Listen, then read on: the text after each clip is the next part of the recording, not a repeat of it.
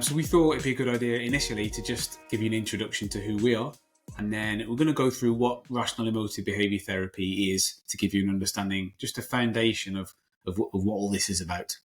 So initially then I'll hand over to Stu. Thanks, Martin. My name is Stuart Carrington. I'm a senior lecturer and subject lead in sport pedagogy at St Mary's University in Twickenham. And I'm also a PhD student under Martin's supervision. And of course, my main area of interest for this project is the rational emotive behaviour therapy, or REBT. And in particular, I like to apply this approach to sports officials. I published a book, Blowing the Whistle, The Psychology of Football Refereeing. And if you haven't bought it, shameless plug, it makes an excellent doorstop. Over to you, Martin. It is a very good doorstop. It's functioning really well in my home. Yeah, so thanks, Stu. So I'm Martin Turner. I'm a reader in psychology at Manchester Metropolitan University, where my main responsibility is to do research, and I also do some teaching, and I'm an applied practitioner as well. So I come at this from a researcher's perspective, but also a practitioner's perspective. My kind of, I suppose, gravitation towards REBT really came from an applied sense. I was interested in finding things that might work for me in my practice.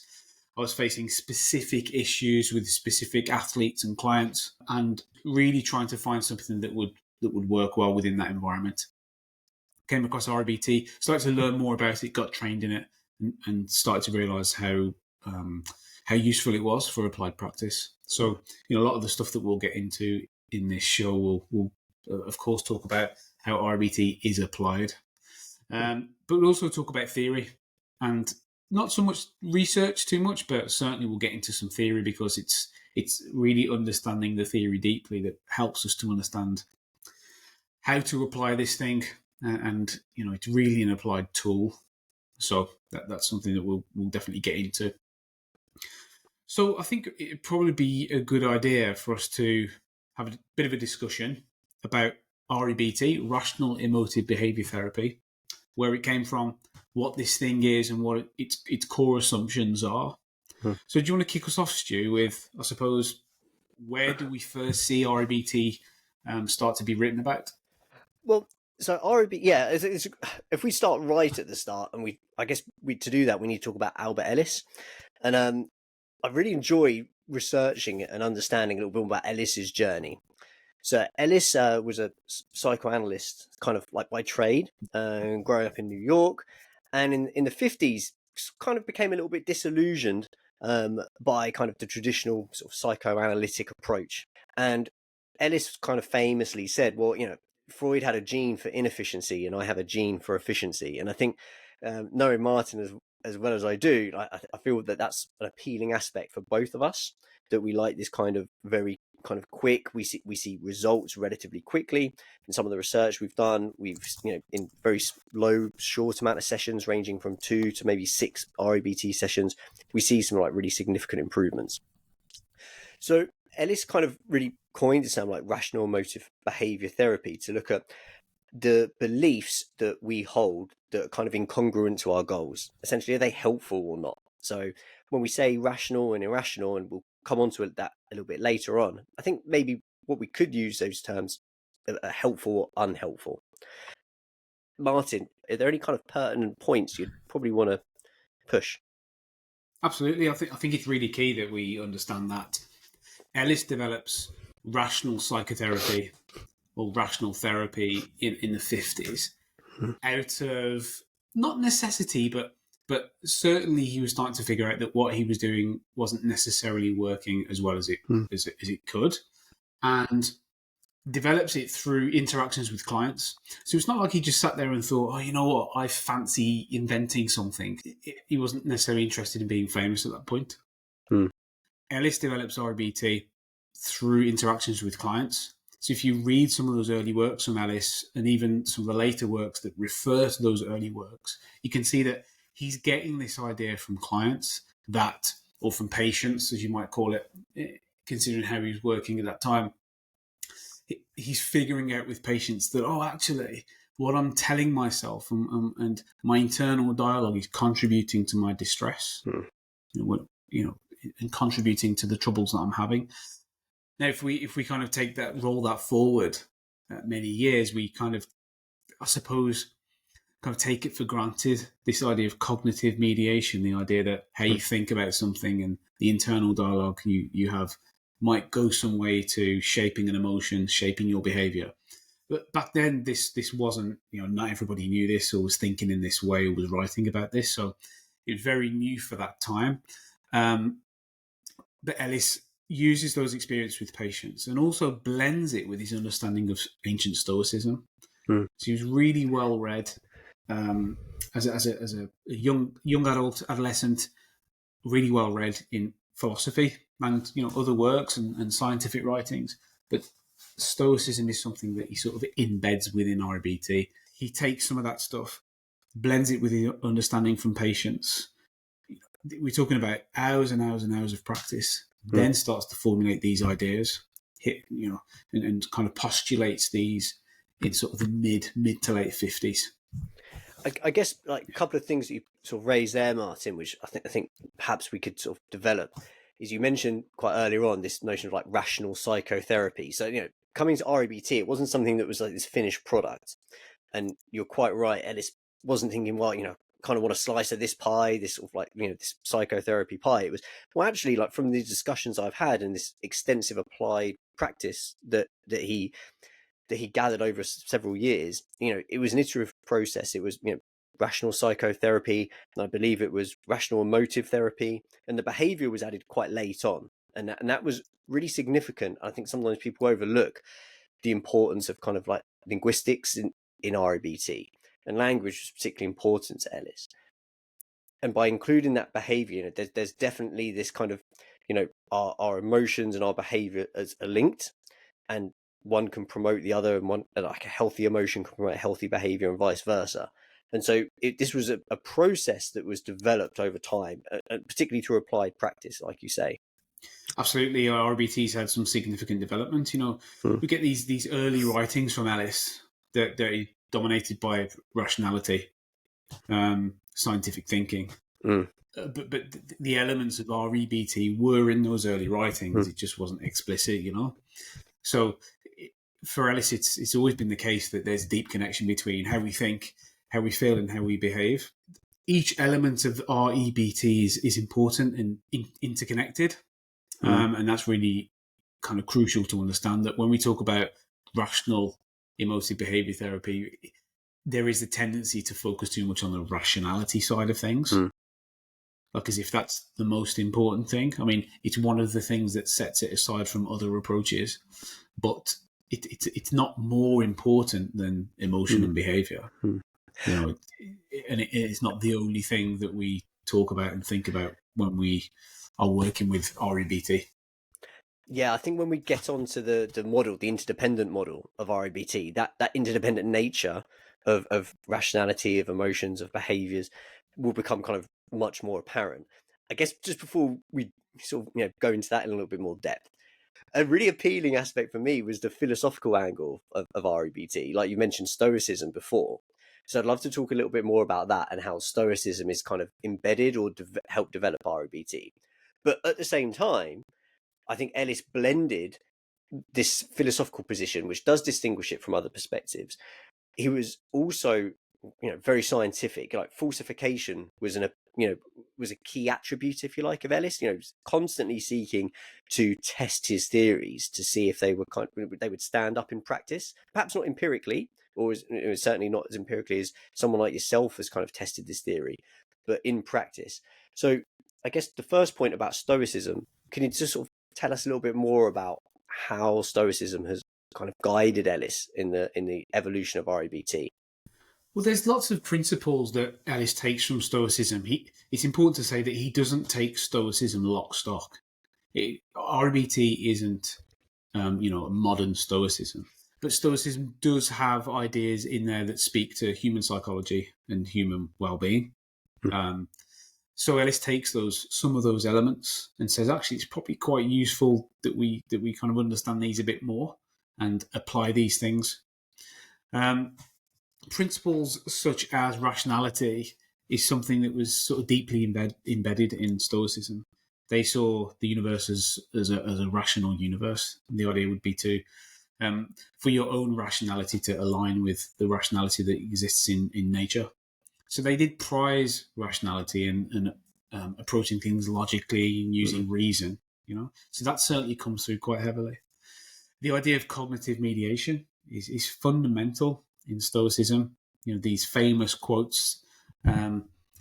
It's not the thing that distresses you, it's how you think about the thing that distresses you. There's lots of versions of that attributed to Epictetus, Marcus Aurelius, these kind of famous, I suppose, Stoic writers and thinkers. That certainly is within REBT. And when we get into the GABC framework, it becomes apparent how important that way of thinking is. So we kind of get those important aspects at a cognitive level, I would say, about rationality and the importance of cognition. But we also get this functionality piece as well, and this idea of that emotions can be quite useful, even if they're negative. They can be functional, and it's not necessarily the case that we should be striving for pleasure and positive emotions all the time. Negative emotions are part of the human experience, and they can actually be functional for us. That's something that I think we just accept now, and it's a core part of REBT. It's one of the core parts, really. In REBT, it's called the binary theory of emotional distress.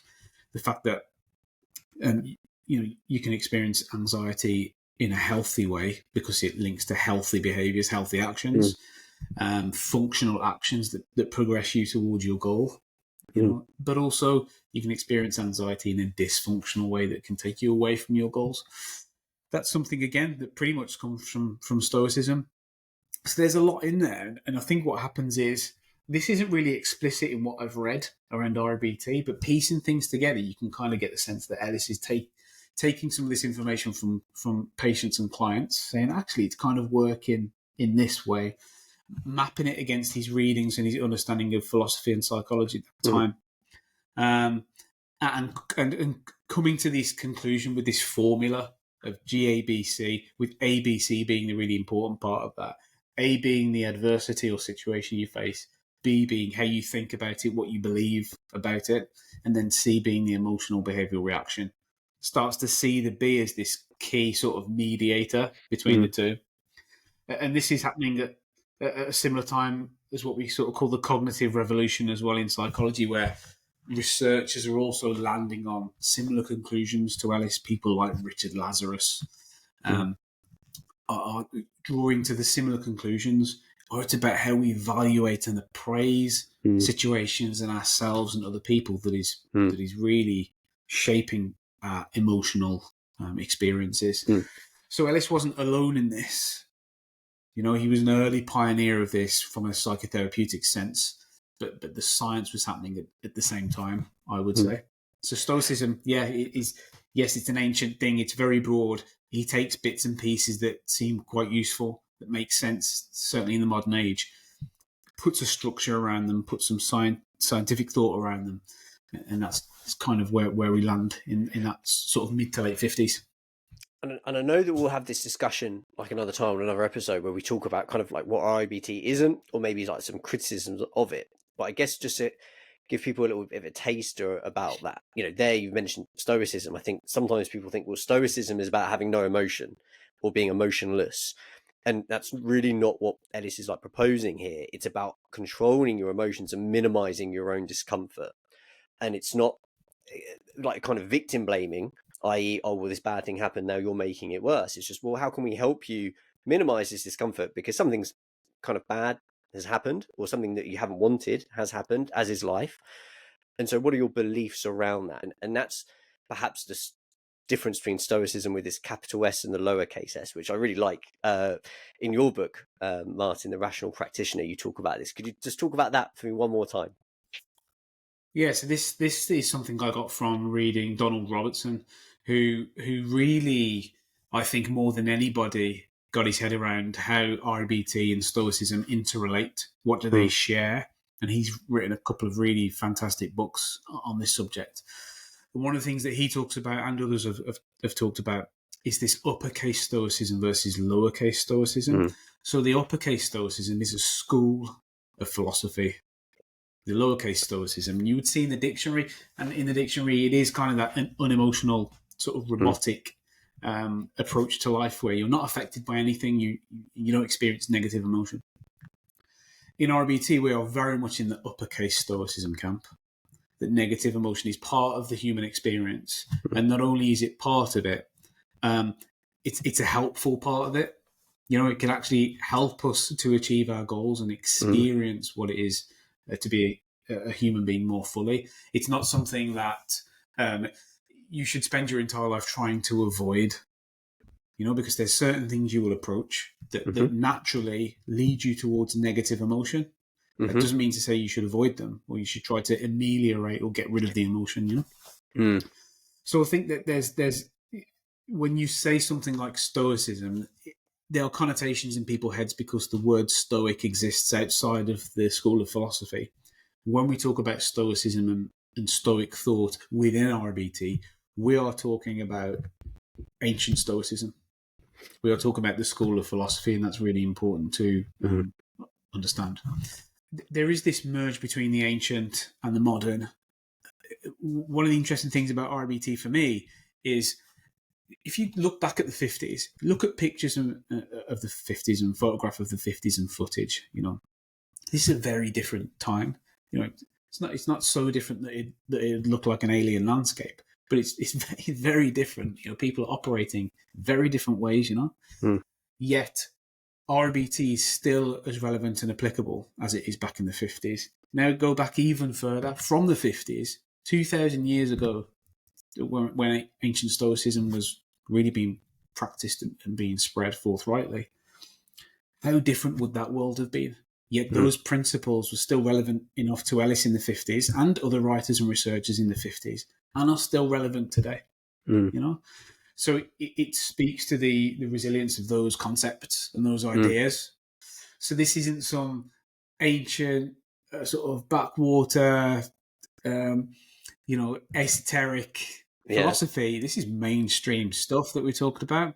And this is part of the reason that RBT, I think, is still appealing to people too. Those ideas still have relevance, still have value in the modern era. Yeah, for me, it was a really appealing aspect of studying and learning more about REBT. And also, I found it quite comforting, actually, because what I found particularly appealing and comforting, to be precise, was this notion of having a negative emotion, as you summed up really nicely, is part of the human experience, and we're going to have them. And I think that's a really nice sort of distinguishing feature of REBT to perhaps other CBTs, which is, well, we're not trying to eliminate them. We're just trying to kind of like minimize them, or to maybe adapt or modify them to be more healthy and productive. So you mentioned, we're going to experience anxiety, but is that a healthy anxiety? Is that an anxiety that's going to help us achieve our goals? Or is it an anxiety that's going to kind of be very debilitative to us? And so that, for me, had this wonderful, like, practical notion to it. And you mentioned at the beginning, where we spoke about our areas of interests, looking at sports officials. For me, that was really key, because this is a population that's going to experience negative events like relatively frequently. Whether that comes in the case of criticism, like enhanced scrutiny, like in the worst case scenario, like abuse. So how can you help protect individuals that are going to experience negative events relatively frequently, as we all are in any walk of life? And for me, that was a really appealing aspect of REBT. You're trying to figure out how can I help the people I'm working with to achieve a goal? Well, it doesn't seem sensible to me that part of helping them to achieve a goal is to teach them how to get rid of negative emotion. You achieving a goal does not rely on you not experiencing negative emotion. The opposite is actually true. You've got a goal, and you hold it aloft, and you think that's worth striving for. And you envision who you would be when you achieve that goal, and you move towards that vision, let's say. Now, on the way to that vision, people aren't just going to let you achieve your goal. And you are fallible, you're imperfect as a human being, and the world is uncontrollable and for the most part, unpredictable. So you're going to face some challenges and failures, and you're going to be injured and ill and rejected, and just having a goal brings into focus adversity. Yeah. It makes adversity possible. It's only adverse to the extent that it detracts from my goal. And in that setting, in that context, you will experience negative emotion. So if at the first sign of negative emotion you say, well, that's it for me, I'm going to completely abandon my goals because I don't want to experience negative emotion, then you have to get used to the idea that you won't achieve anything, which I don't think is acceptable for people, and people deeply want to be something and to make more of themselves. A couple of things that sort of spring to mind as you were speaking there, Martin. The first was about this, you mentioned about how Ellis would kind of pick up these threads, all these trends from these writings, some very old, we're talking ancient world, some relatively modern for Ellis's time, and then piecing them together and testing them in practice. Just hearing you talk about like kind of goals, I'm just reminded of Endler's theory around stressors. So Endler, psychologist in the 70s, who identified that everything that basically causes a human distress can be categorized into one or more of 5 schemas. And one of those is kind of goal obstruction. So anything that stops me achieving what I want to do. And of course, so therefore, the sort of nature of having a goal, no matter what that may be, I want to get married, I want to pass my driving test, I want to do well on my exam. These are kind of natural and kind of good, healthy things for people to want to achieve, if you like. And it gives people direction and purpose. And we talk about like logotherapy, where we can talk about other kind of like threads that, people can bring into REBT. And yet by having those goals, we invite adversity because it might not happen. We might fail our driving test or make a mistake or whatever it is. And then the other thing it reminded me of, and I just enjoy bringing kind of like real anecdotal evidence to REBT. I'm not sure if you've seen the Netflix show Captains of the World. There's a really nice conversation between Luka Modric, the Croatia captain, and the Croatian goalkeeper, whose name escapes at the moment. And in the previous game, the goalkeeper made kind of like a big mistake that cost his team a goal, but fortunately for him, not the match. And Modric is talking to him, and he says, like, I can see you're scared. And the goalkeeper says to him, I'm frightened of making another mistake. And Modric says, that makes it worse. So by you being so fearful that you're going to make a mistake, you're kind of making it more likely that you're going to make one. And then he goes on to say, do you think I'm not anxious? Do you think I'm not nervous like when I play? Because I really am. It's just that I don't care if I make a mistake, or if I make a mistake, I'll just accept it. And that actually kind of helps me not make them. I think that's a really nice segue into the interdependent framework. I'm not sure what you thought, Martin. Yeah, I think it's interesting because it's one of the challenges that we have working with athletes is how do you react to mistakes? How do you stop that spiral of mistake after mistake? And it's interesting that when you start to accept mistakes, it actually makes you less likely to make them. It's paradoxical, isn't it? But it is the case. When we say accept, of course, we're not talking about passive acceptance. We're talking about active acceptance of acknowledging that this is reality. Yes, I've made a mistake. What I'm going to do is now get back on it, switch back on, get in the right position, start executing the game plan. That might mean for the next few minutes to go back to basics, just play the simple balls, and focus on my movement. Once you start accepting those things, then they are less likely to happen. Once you become intolerant to any kind of deviation from perfect, then it makes it more likely because you're constantly putting pressure on yourself to be perfect, which you are not. And actually, if you're not stumbling, then you're sort of not doing it right. If you're not pushing yourself and challenging yourself to push harder and play better, then you will avoid mistakes by not pushing yourself. If you're not pushing yourself, arguably, you're not really doing what you should be doing. So, just pursuing a goal and, assertively and aggressively pursuing that goal certainly brings in, kind of necessitates error, making mistakes, and then you have to decide what you do with those mistakes. Do you accept, move on and learn, or do you completely crumble and, go the other route.